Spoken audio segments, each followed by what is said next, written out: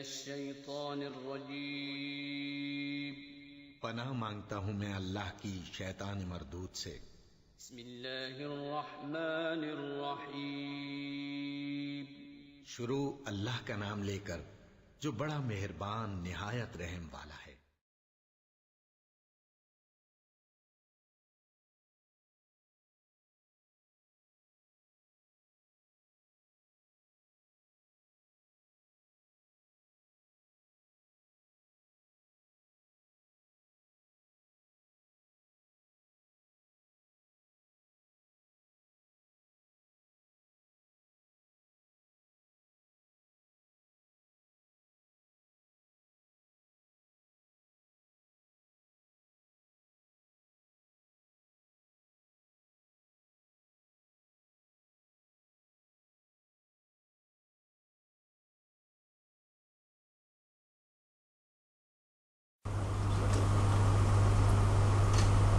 الحمدللہ رب العالمین والصلاة والسلام علی اشرف الانبیاء والمرسلین ورحمۃ اللہ للعالمین سیدنا محمد وعلی آلہ الطیبین واصحابہ الطاہرین اللہم صلی علی محمد وعلی آل محمد کما صلیت علی ابراہیم وعلی آل ابراہیم انک حمید مجید اللہم بارک علی محمد وعلی آل محمد کما بارکت علی ابراہیم وعلی آل ابراہیم فی العالمین انک حمید مجید اما بعد قال اللہ تبارک وتعالی فی القرآن المجید والفرقان الحمید اعوذ باللہ السمیع العلیم من الشیطان الرجیم بسم اللہ الرحمن الرحیم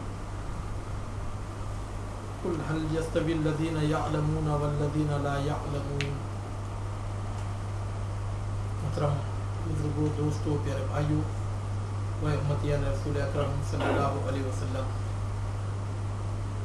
مدارس کھل چکے ہیں اور بچے مدرسے کی طرف لوٹ رہے ہیں اور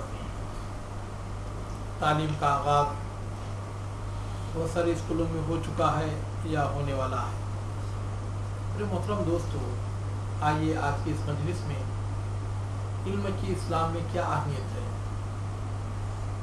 میرے محترم دوستو، اسلام علم کا ہی نام ہے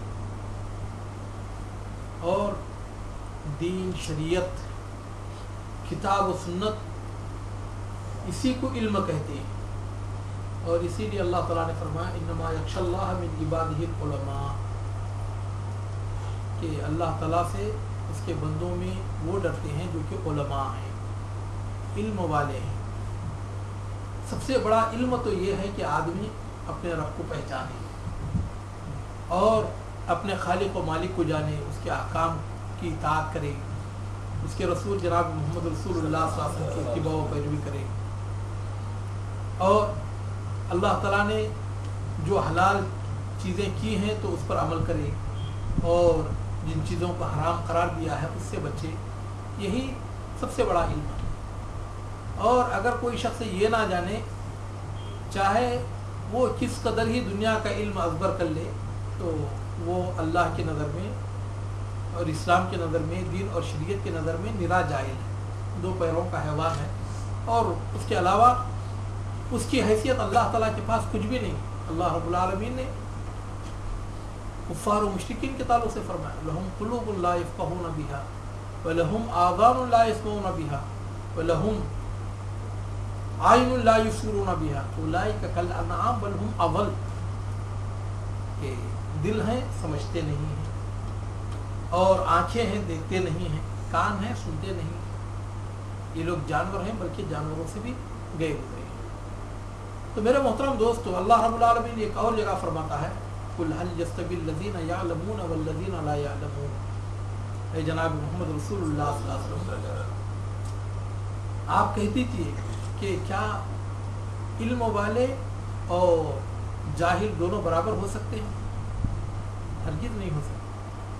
جس طرح روشنی اور تاریکی ایک نہیں ہو سکتے، اور چھایا اور دھوپ دونوں ایک برابر نہیں ہو سکتے، اور زندہ اور مردہ دونوں ایک نہیں ہو سکتے، اور بینا اور نابینا دونوں ایک نہیں ہو سکتے، تو اسی طرح ایک علم رکھنے والا شخص اور ایسا شخص جس کے پاس علم نہ ہو، تو یہ دونوں کبھی برابر نہیں ہو سکتے۔ اور اللہ کے رسول جناب محمد رسول اللہ صلی اللہ علیہ وسلم پر اللہ رب العالمین نے سب سے پہلی جو وحی نازل فرمائی ہے تو اس میں پڑھنے کی ہی تاکید کی ہے.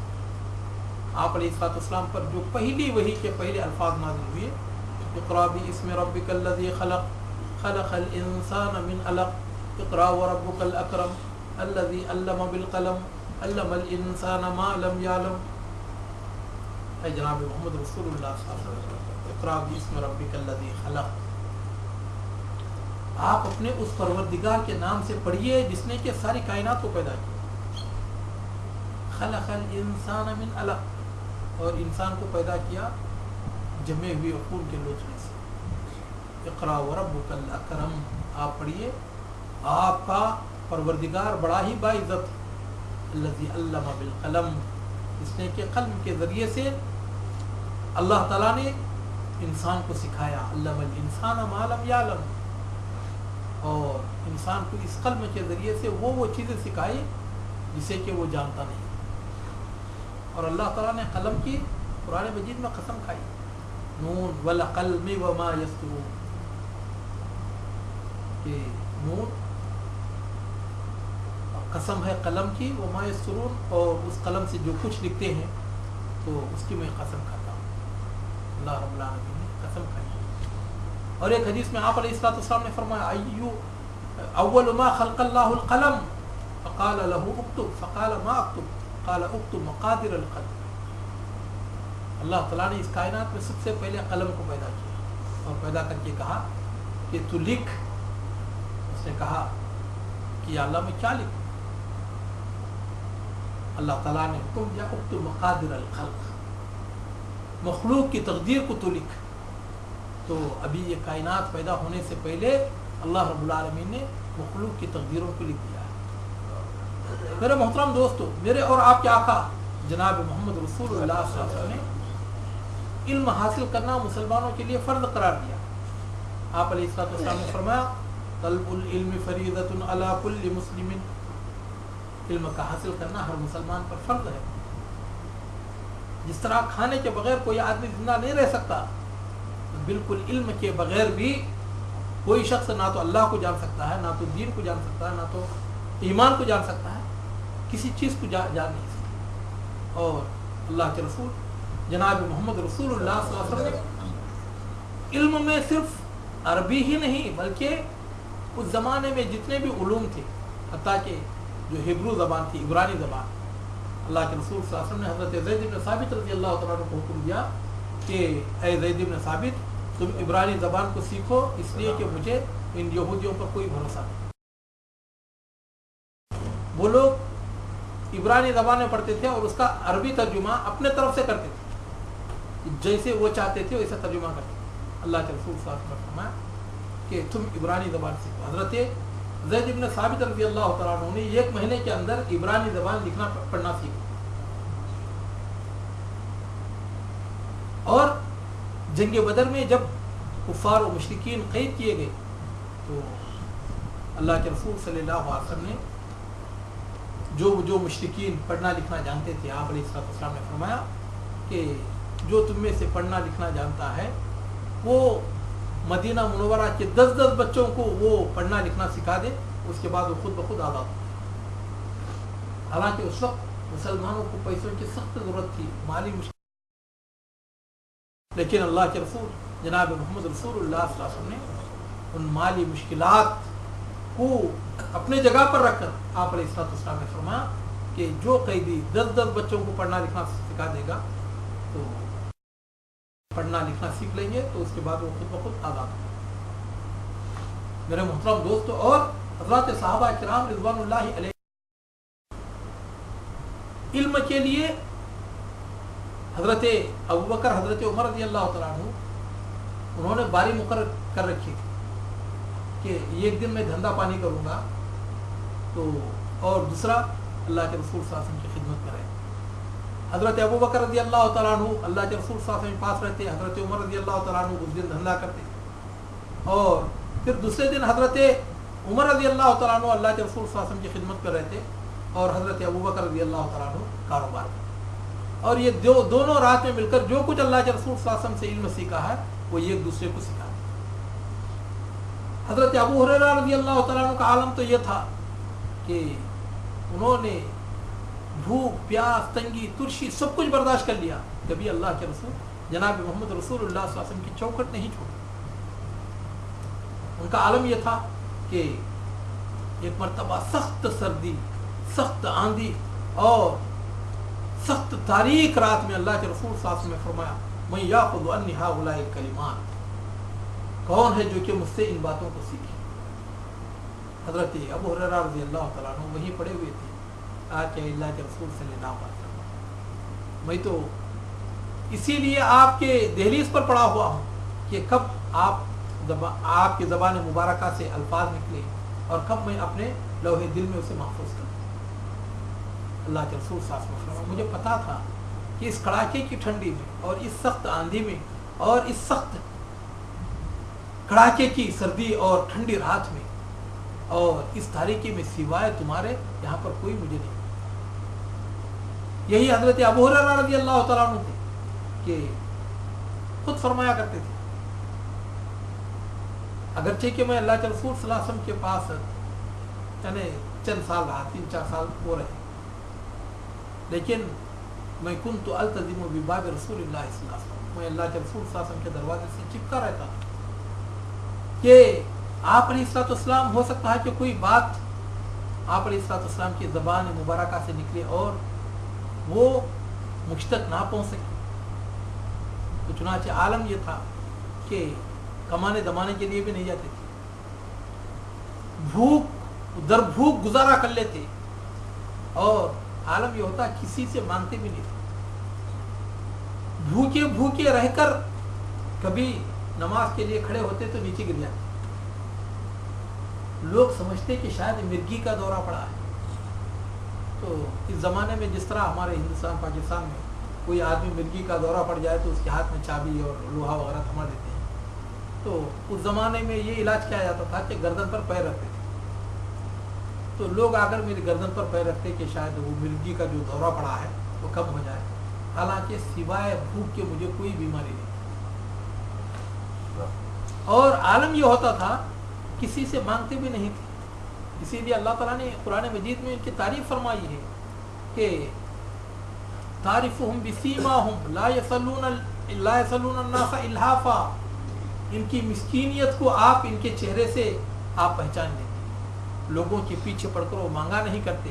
یحسبهم الجاہل اغنیاء من التعفف، اور نہ مانگنے کی وجہ سے لوگ جاہل لوگ نادان لوگ ان کو بڑا مالدار سمجھتے۔ عالم یہ تھا کہ ایک مرتبہ بھوک سے نہیں سکتے تھے کہ میں بھوکا ہوں مجھے کھلاؤ۔ میرے محترم دوستو، مسلمان کبھی مانگتا نہیں، اور آج کل لوگوں نے مانگنا ایک دھندا بنا لیا ہے، اور وہ بھی دین و ایمان کا نام لے کر۔ میرے محترم دوستو، اور اس مسجد میں بھی تقریباً 1 سال پہلے کا واقعہ ہے، ایک آدمی آ کر وہ اعلان کر رہا تھا کہ میں اللہ کے رسول صلی اللہ علیہ وسلم کے خاندان کا ہوں اور میں سید ہوں، مجھے کیا ہے میرے اتنے بچے ہیں مجھے پیسہ دو۔ مانگ وہ رہا تھا، شرم مجھے آ رہی کہ اللہ کے رسول صلی اللہ علیہ وسلم کا خاندان کا ہو کر کوئی آدمی لوگوں کے سامنے بھیک مانگے، اور میں نہیں سمجھتا کہ اللہ کے رسول صلی اللہ علیہ وسلم کے خاندان کے کسی فرد کو اگر واقعی وہ اللہ کے رسول صلی اللہ علیہ وسلم کے خاندان سے تعلق رکھتا ہے، اللہ تعالیٰ اسے اتنا ذلیل کرے گا کہ وہ لوگوں سے بھیک۔ میرے محترم دوست، حضرت ابو ہریرہ کہتے ہیں کہ میں باہر نکلا تاکہ کسی سے پوچھ ہی لوں کہ بھائی کچھ کھانا چلا حضرت، تو میں نے ان سے کہا کہ حضرت یہ آیت کا مطلب کیا ہے؟ وہ یؤثرون علی انفسہم ولو کان بہم خصاصہ، کہ خود تنگی برداشت کر کے وہ دوسرے لوگوں کے لیے اپنے آپ پر ایثار کرتے ہیں، خود بھوکے رہ کر دوسروں کو کھانا کھلاتے ہیں۔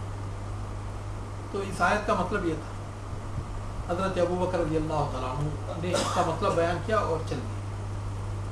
پھر حضرت عمر رضی اللہ تعالیٰ عنہ آئے تو ان سے بھی اور چل گئے۔ کہتے ہیں کہ مجھے ان دونوں سے زیادہ اس کا معنی مطلب میں اچھی طرح جانتا تھا، لیکن مقصود کیا تھا کہ جو افلاس کا پردہ مجھ پر پڑا ہوا ہے शायद उसकी कुछ भनक और खबर उनको लग जाए।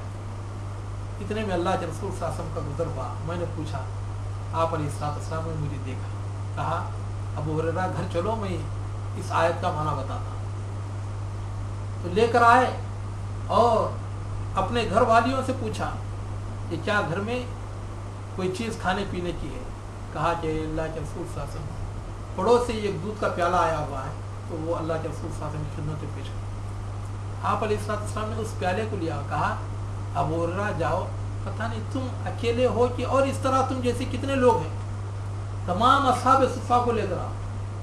हज़रत अबू हुरैरा कहते हैं कि अल्लाह के रसूल सल्लल्लाहु अलैहि वसल्लम का ये हुक्म मेरे लिए बड़ा गिरां बार साबित हुआ, क्योंकि वो दूध मेरे लिए काफ़ी नहीं था और आप अलैहिस्सलाम 80-90 लोगों को लाने के लिए कह रहे थे। लेकिन अल्लाह के रसूल सल्लल्लाहु अलैहि वसल्लम का हुक्म था, उठा और जाकर तमाम को लेकर आया। आप अलैहिस्सलाम ने फरमाया तमाम को पिला दिया, तमाम ने पिया और फिर आप अलैहिस्सलाम ने मुझसे कहा कि तुम पियो, पिया, कहा और पियो और पिया, कहा और पियो और पिया, कहा और पियो। कहा कि अल्लाह के रसूल अब तो यानी इस कदर सैराब हो चुका हूँ कि मेरी उंगलियों से दूध निकल जाए। फिर अल्लाह के रसूल सल्लल्लाहु अलैहि वसल्लम ने नोश फरमाया और उसमें कुछ भी एक कतरा भी कम नहीं।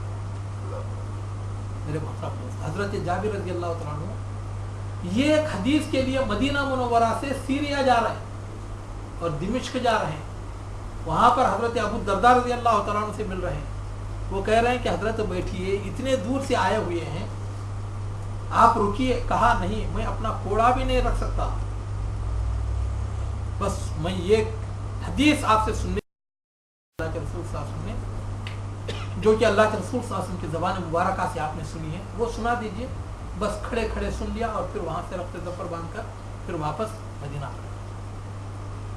हज़रत इमाम बुखारी रहमतुल्लाह अलैह को ये पता चला बुखारा कहाँ है, बुखारा तुर्कमानिस्तान में।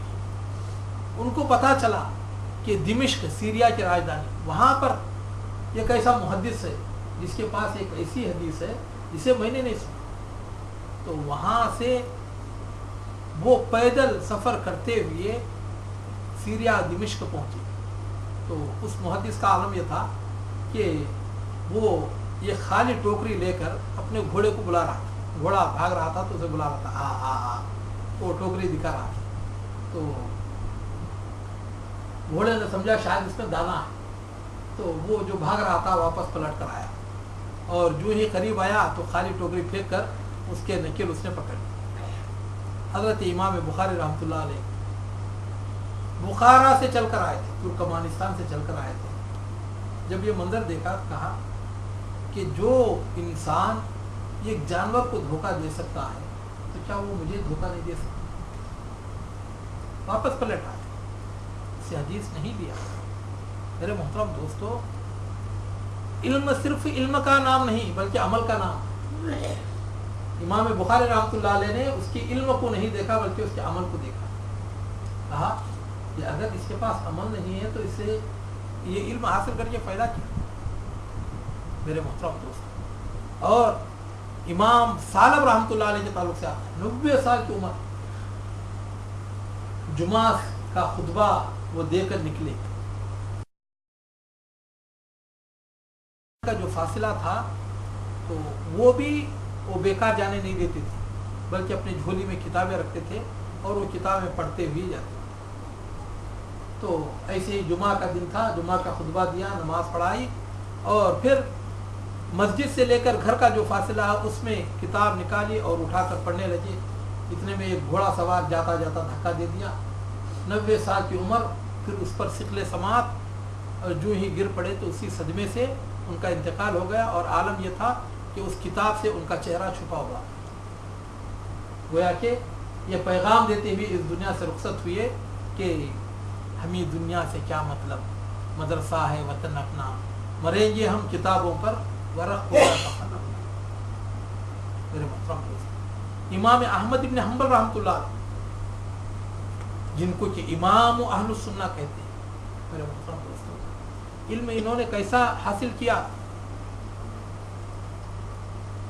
वो, और हजरत इमाम इसहाक़ राहवई रहमतुल्लाह अलैह, ये दोनों बगदाद से चली कि हम पहले मक्का जाएंगे, मक्के में हज कर लेंगे, हज करने के बाद वहाँ पर इमाम सनआनी रहमतुल्लाह अलैह से हम जो 2-4 हदीसें उनको मालूम है और जिसका हमको पता नहीं है, वो 2-4 हदीसें हम उनसे सीखे। वहाँ से पैदल सफ़र करके आए और उस सफ़र में गर्मी का सख्त गर्मी का मौसम था, नाखून उनके पैरों के नाखून झड़ गए और खून रिसने लगा और मक्का किसी भी तरह पहुँचे, इलाज कराया।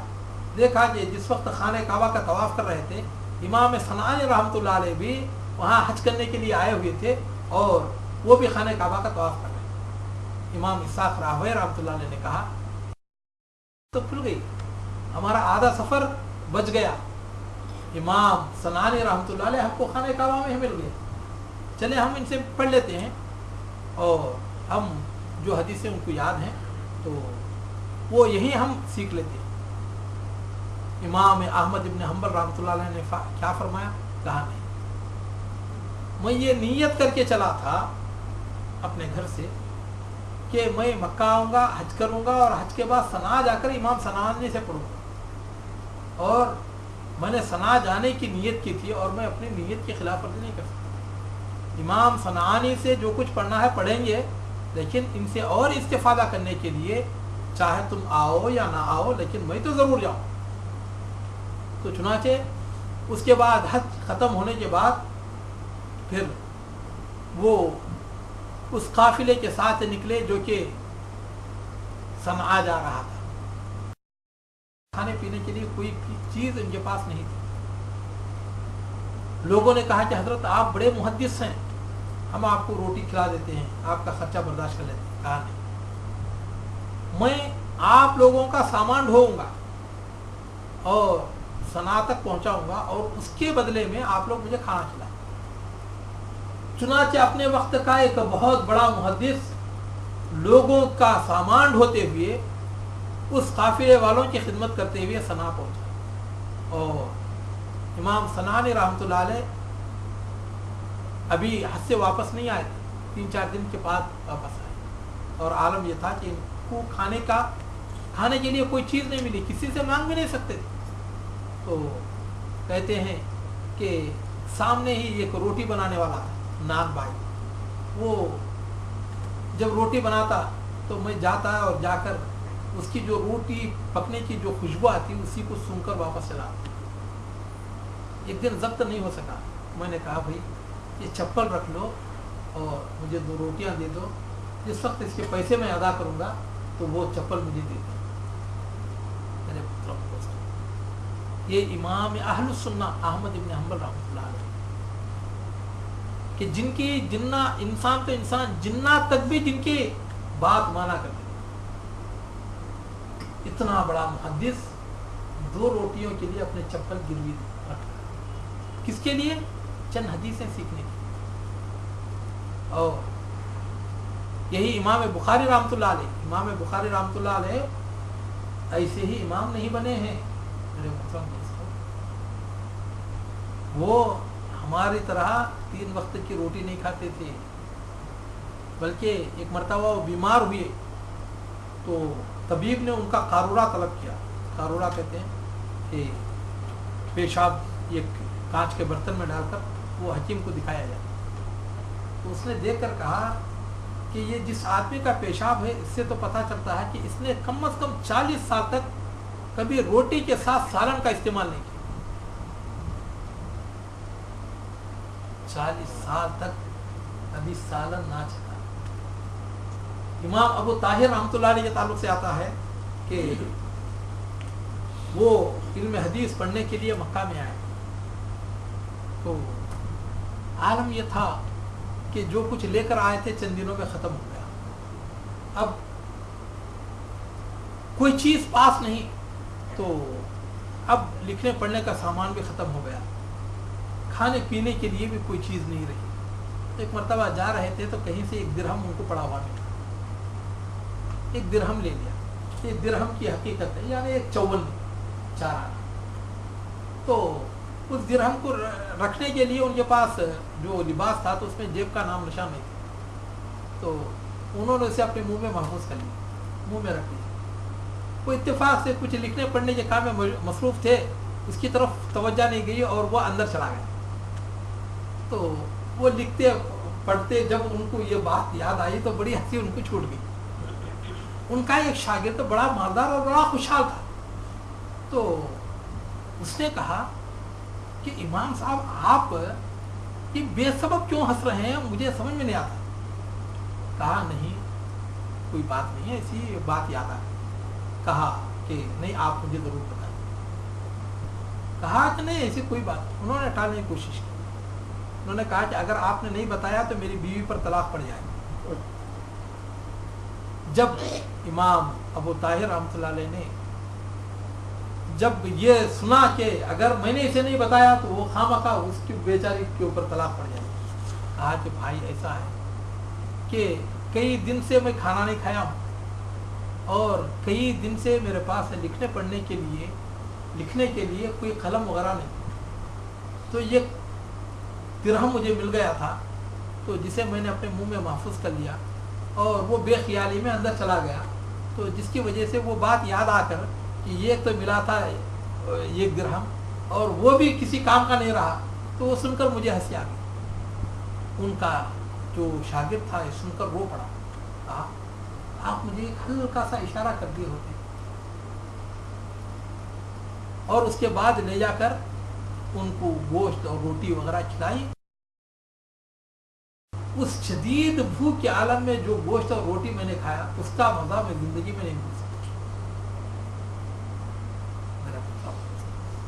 ये हमारे असलाफ और साहिब तबक़ात शाफिया इमाम अबू इसहाक़ शिराज़ी रहमतुल्लाह अलैह के ताल्लुक से आता है कि ये अपने वक्त के बहुत बड़े मुहद्दिस थे, अपने फ़क्र और फाक़े की वजह से हज नहीं कर सके, इसीलिए उन्होंने हज के जो अहकाम बताए हैं तो उसमें उन्होंने गड़बड़ कर दी, क्योंकि जब तक आदमी प्रैक्टिकल तौर पर हज नहीं करता तब तक उसे हज के अहकाम सही तौर पर समझ में नहीं आ सकते। हालांकि वक्त का बादशाह, वक्त का वजीर आज़म उनका अपना शागिर्द था और जो उस ज़माने में जो वजीर आज़म था तो उनका अपना शागिर्द था और उनकी इस कदर खुशहाल शागिर्द थे, अगर वो ये कह देते कि भाई मुझे हज कराओ, लोग अपनी गर्दनों पर बिठाकर उनको हज करा। लेकिन इस फ़क्र फाक़े के आलम में भी इमाम अबू इसहाक़ शिराज़ी रहमतुल्लाह अलैह ने इल्म को नहीं छोड़ा और अपने उसी फ़क्र फाक़े पर काने रहे और ज़िंदगी भर वो इल्म पढ़ते रहे। मेरे मोहतरम दोस्तों, इसीलिए इमाम अबू अमर अल-अला से पूछा गया कि इला मता युहसिनु रजुल अन यतअल्लम, कोई इंसान कब तक कोई इल्म हासिल करे? तो उन्होंने क्या कहा, मा दामतिल हयातु तुहसिनु बिही। उस आली दमाग शख्स ने कहा कि जब तक जिंदगी उस पर एहसान मंद रहे तब तक उसे इल्म हासिल करना चाहिए। अरबी का मुक़ल्ला है कि तअल्लमुल इल्म मिनल महदी इलल लहद, कि माँ के गोद से लेकर कब्र में जाने तक तुम इल्म हासिल करो। और इमाम मालिक रहमतुल्लाह अलैह फरमाते हैं, ला यज़ालु रजुलु आलिमन मा यकूनु मुतअल्लिमा फ़इज़ा इस्तग़ना फ़इज़ा हुवा जाहिल। जब तक आदमी सीखता रहता है तब तक वो आलिम रहता है, जब ये समझता है कि अब तो मैं बड़ा अल्लामा बन गया हूँ तो तब से वो जाहिल बन जाता है। और इमाम सुफ़यान सौरी रहमतुल्लाह अलैह फरमाते हैं कि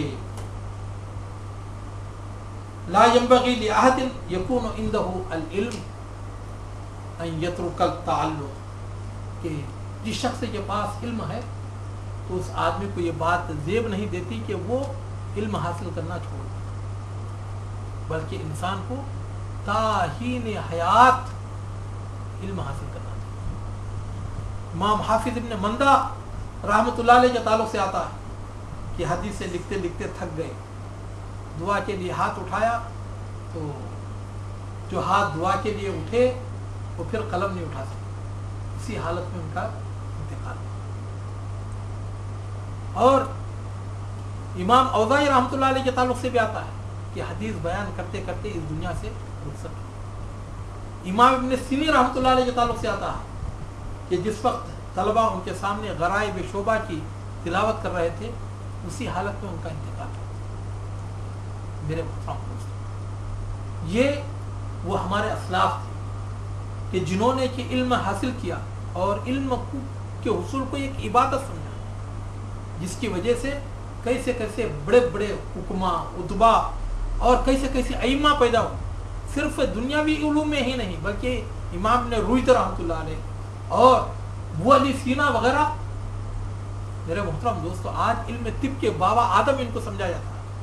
आज जितना भी जो भी डॉक्टरी इल्म जो फैला हुआ है, वो अबू अली सीना का ही छोड़ा हुआ है। इमाम ने रुईद का, इमाम ने रुईद को तो हम जानते भी नहीं है, लेकिन यूरोप वाले उसे बहुत अच्छी तरीके से जानते।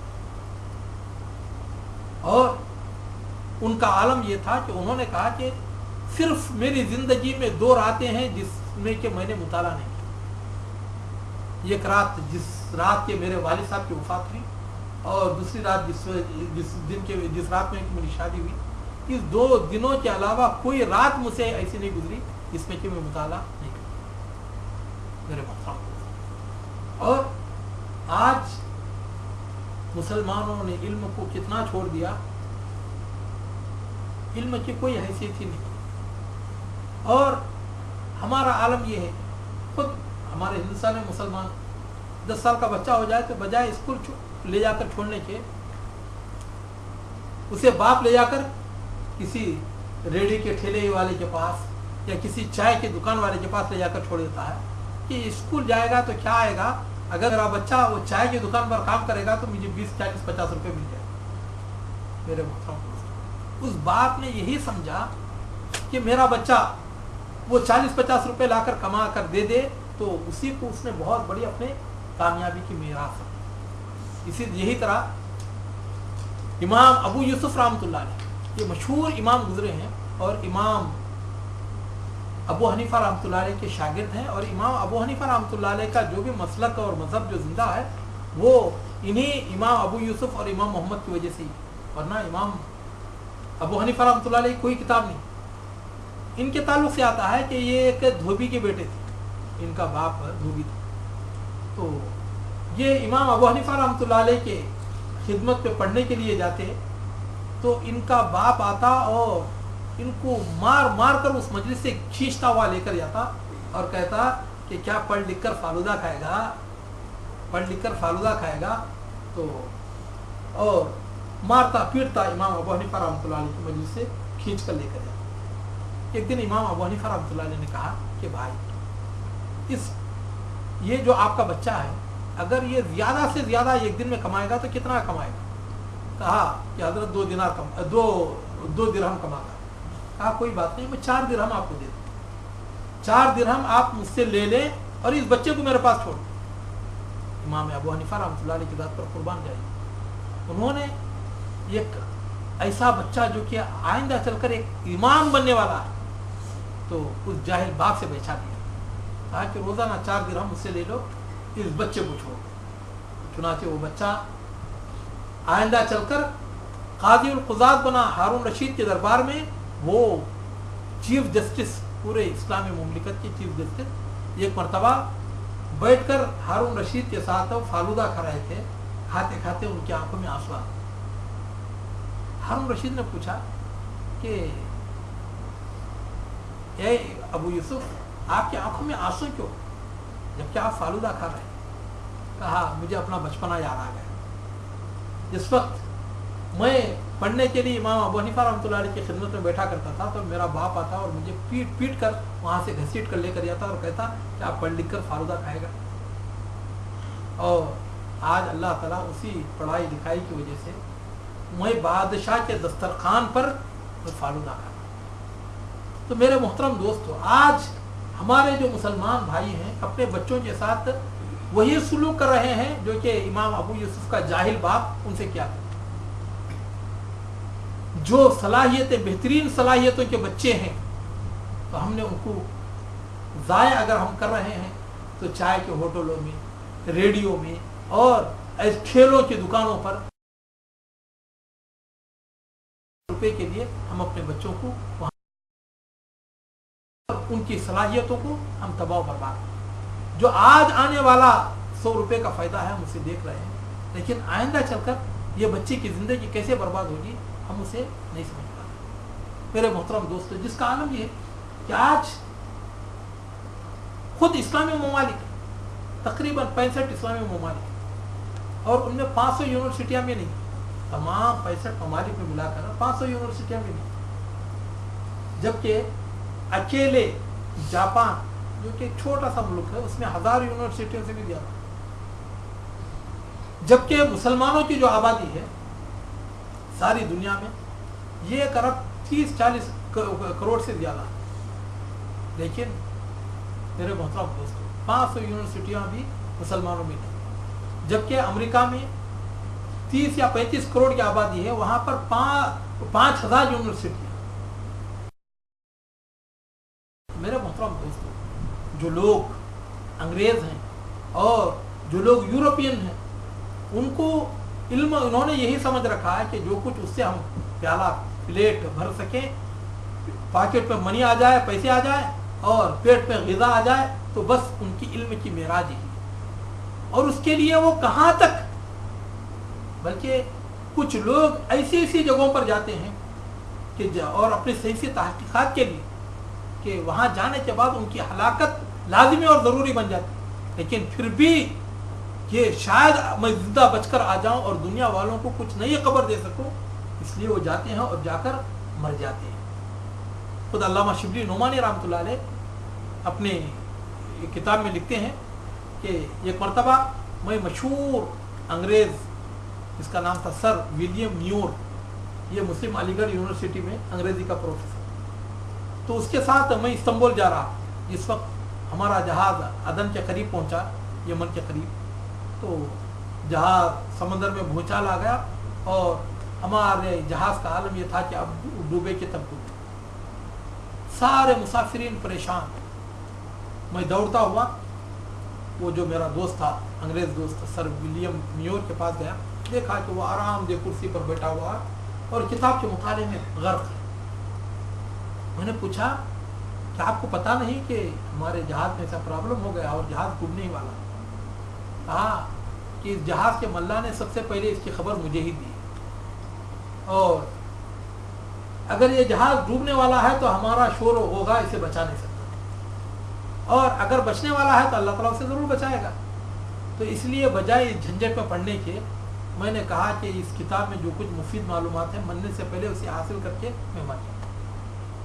تو میرے محترم دوست، یہ غیر مسلم، انگریز، عیسائی، یہودی ہیں، اور جبکہ ہمارا عالم یہ ہے کہ ہمارے جو بچے پڑھ رہے ہیں، میرے محترم دوست، افسوس یہ ہے کہ ان کو اپنے اس علم کی کوئی اہمیت کا پتہ ہی نہیں، اور اپنی اس عمر کی اہمیت کا کوئی پتہ ہی نہیں، اور اپنی اس پریڈ کا اور اپنی اس وقت کا ان کو کوئی اہمیت کا پتہ ہی نہیں۔ بلکہ آپ چلے جائیں، آج تو جو مدارس ہیں اس میں علم کے علاوہ باقی سب کچھ ہے، وہاں پر بے حیائی ہے، سیکس ہے، مار دھاڑ ہے، اور جو کچھ جتنے بھی چیزیں ہیں وہ ساری کی ساری آپ کو نظر آتی، بلکہ کوئی اچھا بچہ بھی اگر چلا جائے تو ان مدارس سے بگڑ جاتا ہے۔ تو میرے محترم دوستوں، ایسے میں ہم مسلمان ماں باپ کی یہ ذمہ داری بنتی ہے کہ اپنے بچوں کی تربیت کریں، علم کی اہمیت ان کے دل میں بٹھائیں، اور ان کو اپنے زندگی کا مقصد سمجھانے کی کوشش کریں۔ اللہ تعالیٰ سے دعا ہے کہ اللہ رب العالمین میرے اور آپ کے بچوں کو ہمارے لیے آنکھوں کی ٹھنڈک کا باعث بنائے، اللہ تعالیٰ علم کے لیے ان کے سینوں کو کھول دے، اللہ تعالیٰ ان کی دنیا اور آخرت کی کامیابیاں ان کو عطا فرمائے، اور اللہ رب العالمین ان کو اپنا مقصد حیات سمجھنے کی توفیق عطا فرمائے، اور اللہ تعالیٰ ان کے مستقبل کو کھول دے۔ اللہ رب العالمین ان کے اوپر آنے والی اور آئی ہوئی ہر آفت، تکلیف، مصیبت، بیماری کو اللہ تعالیٰ دور فرمائے، جب تک دنیا میں رکھے ایمان و عمل صالح کی توفیق دے۔ اس وقت موت دے تو کلمہ لا الہ الا اللہ محمد رسول اللہ صلی اللہ علیہ وسلم پر ہم تمام کی موت عطا فرمائے، آمین واخر۔ یہ نون کا کیا مطلب ہے؟ جی قلم کا آپ بیان دیں، نون دیکھیں یہ اس طرح کے جتنے بھی کیا ہے حروف مقطعات ہیں تو ان کا جو معنی مطلب ہے وہ اللہ تعالیٰ بہتر جانا واللہ عالم بمرادہ کہ اللہ تعالیٰ ہی ان کے مراد کو جانتا ہے. محترم دوستو ہمارے بھائی افتخار صاحب نے آپ لوگوں کے لیے کچھ ناشتے کا اہتمام کیا ہے تو بھائیوں سے گزارش ہے کہ جاتے ہوئے ان کا صاحب بول رہے تھے نون قلم کو بولتے ہاں نون قلم کو بولتے ایک صاحب فرما رہے تھے پتہ نہیں واللہ عالم. دیکھیں حقیقت یہ ہے کہ اس طرح کے جتنے بھی آیتیں ہیں تو ان کا جو معنی مطلب ہے صرف اللہ تعالیٰ بہتر جانتا ہے. اور آج کل کچھ لوگوں نے اسے